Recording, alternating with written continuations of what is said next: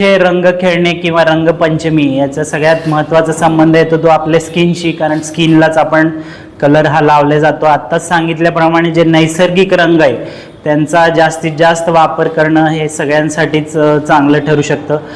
जे बाकीचे रंग आहेत केमिकल प्रक्रिया केलेले, त्यामध्ये लेड असेल, क्रोमियम असेल, आर्सेनिक असेल, अशा घटकांचा समावेश असतो. तर हे जे कलर्स असतात ते आपल्या स्किनवर किंवा आपल्या केसांवर एक शॉर्ट टर्म आणि लॉंग टर्म दोन्हीमध्ये घातक ठरू शकतात.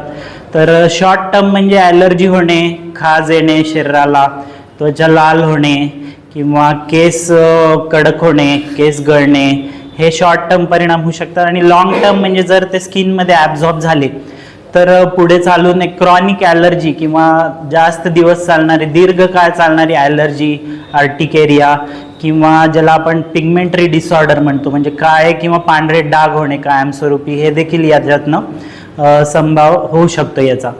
तर आता हे सगळं आपण बोलत असताना नैसर्गिक कलर हे आपण सगळ्यांनी वापरावे, पण समोरचे लोक आपल्याला काय लावतील ह्याचा आपल्या कंट्रोल नसतो त्यांच्यावर.